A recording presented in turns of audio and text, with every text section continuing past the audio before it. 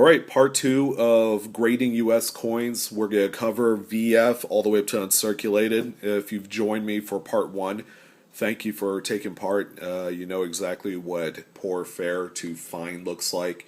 So let's take a look at VF and what makes up VF coins. We're going to go ahead and get started with a Buffalo nickel specimen. This is a Type 1, 1913. So you got full rim on this. You got so much more detail in the hair and in the feathers.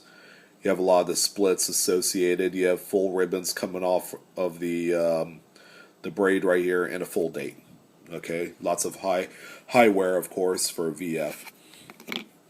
The reverse, if you can see right through my loop, there's a very well defined horn on this one, which makes up a good characteristic of a VF Buffalo nickel. You have a lot of high wear here on the Buffalo leg, the rear leg. Any high points that would typically be rubbed first would be worn. Okay, but aside from that, lots of detail. This one has the raised mound. So even with the raised mound and the 5 cents on there, the 5 cents is not worn to the point where you don't know what it says. Okay.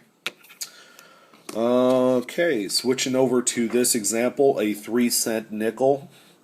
Let me see if I can get my focus in here. There we go. So we have a full Liberty. We got lots of detail in the hair. Full rim with the denticles. As you can see here, very nice crisp coin for the grade. And VF would go from VF 20 all the way to 35. So they could be split up depending on strength of the devices. Again, you know, you got a lot of the separation in these leaves here that make up a VF specimen. Right here in the Roman numerals, they would have north to south lines. Some of it's very worn, and for this series especially, it's a weak strike on some of the dates. And here's the 1883 no cents. The least expensive coin in the series if you want a high-grade specimen. Full Liberty, lots of detail in the hair, albeit some parts are flatter than the others because of general wear. Full date, full rim with the denticles, and full stars with some definition of splits in there. On the reverse of this example, you got lots of detail in this wreath. Lots of separation in the bows. Okay. Full rim. So that's a VF coin there for you. So XF, fine. Now we're really getting into the collectible graded type of arena for US coinage. This Buffalo nickel is a prime example of something that would be like an XF 45. XF would be typically graded XF 40 or 45 depending on the strength of the characteristics of the coin. This one right here, you have a really robust date that's completely separated from the actual design of the coin. You have a lot of detail in the face of the Indian right here, lots of detail in the hair. You can see a lot of the smaller creases and little splits and parts in the hair that are indicative of an XF coin. Along with this braid, you can see clearly defined separation in all the bundles of hair there. Lots of detail in this feather and this feather. Fully defined rim. Split Liberty that is not even close to being part of that rim. Okay, that's an XF coin right there. So it's seen its day in circulation, probably traded hands a number of times. Clearly defined horn on the Buffalo. Lots of detail on this one. A fully crisp struck Buffalo nickel, okay, with a great strike. You'll see a lot of the fur and hair on here to a great detail. You have a tail right here that on the lower grades would be completely gone. So this is a prime example of what an XF coin would look like. Probably more so 45 than XF 40. Here is a silver seated Liberty dime. Crisp Liberty on this shield. The shield lines are very much all separated and apparent. Minimal wear except on the high points of the drapery of Miss Liberty. Okay, lots of definition, especially the pole to cap right here. You can actually see the pole in front of her arm, which is a great diagnostic. Full rim, great denticles, and an overall pleasing color. Okay, very much a welcome sight if you could find a problem-free example. The reverse, much in the same fashion. You can see the distinguishing characteristics of the corn right here. You can see the little kernels, very, very minimal high wear. Okay, very crisp, clean rim. The denticles are very much apparent on this one. So that's what an XF seated would look like. Now let's get into about uncirculated. I mean, we're talking like a swipe or, just a wipe of a finger on there to really make it close to uncirculated. On this example, uncirculated pieces such as this Indian head scent can look completely brown. Don't be fooled that it's completely brown. It's like lesser of a grade because it's not. Copper oxidizes easily, so it turns from that red pretty easily. Because of the darkness of this coin, I'm going to have to get it at an angle so you won't see me with my pointer. Full Liberty, 4 diamonds on that bottom ribbon. Lots of detail in the headdress. Fully defined rim and denticles. And on the reverse, you can see a little bit of the mint red right there where that shield is. So that's how close this thing is from being uncirculated. Okay. My focus doesn't want to seem to cooperate.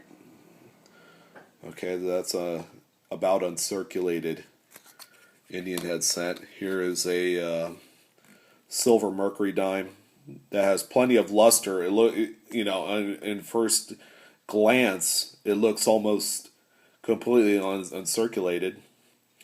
However, there's high wear in the cap and the wings of the mercury there, which, depending on what angle, you could see it.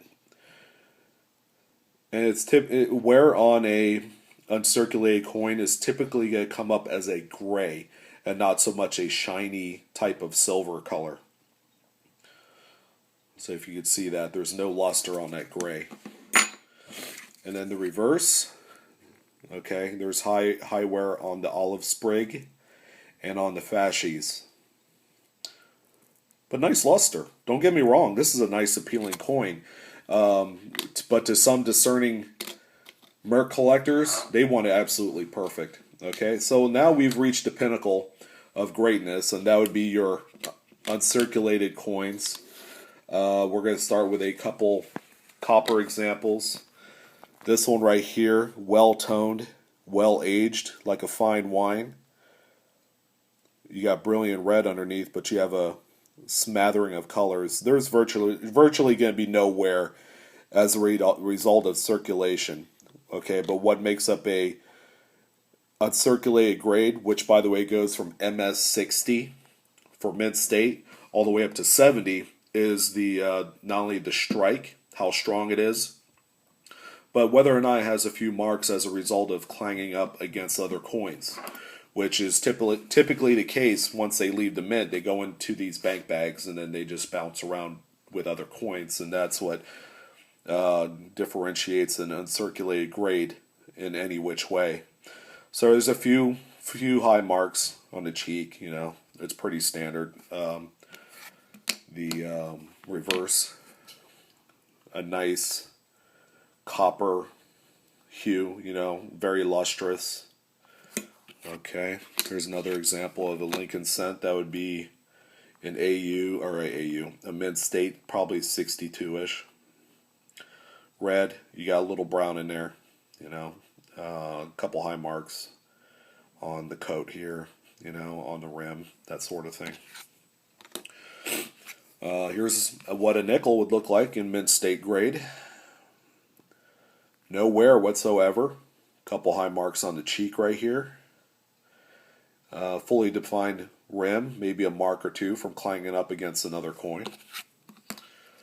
And out in the reverse, yeah, it's kind of a darker patina on this one.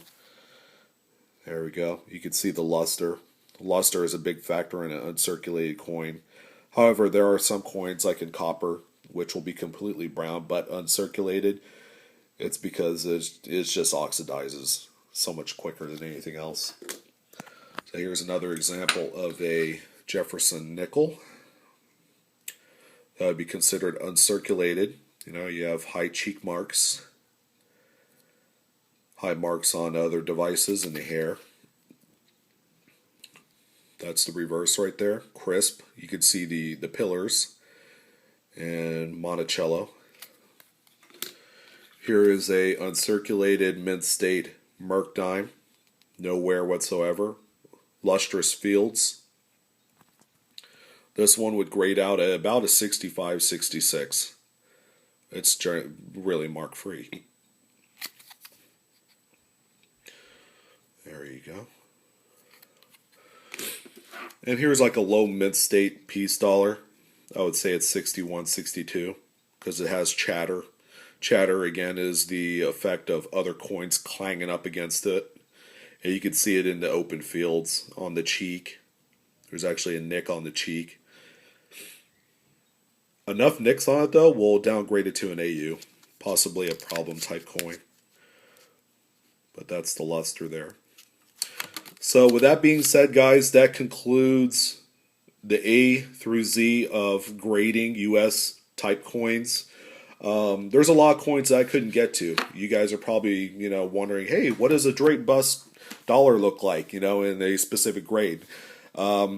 My scope of collecting isn't quite that high. One day I will own one. I have owned them before, back when the market wasn't as volatile as it is today. If you have any questions on the grading system, how it works, again, it's called the Sheldon grading system. It's been around for decades. Originally pioneered, probably over a century ago. I haven't done my research on it to know the actual length of time that it was integrated into the grading system. You're probably wondering why it doesn't go to 100. I don't know. It's just the way that worked out for Mr. Sheldon. So if you guys have any questions on coins, specific diagnostics that you're kind of wondering would wear first on typical type of, coins, I'd be happy to help you. I specialize in all the series for U.S. coins, even going back into the colonials like the Massachusetts and New Jersey coppers. So let me know. Thanks again for watching, guys, and stay tuned for more of the beginner series of videos. All right.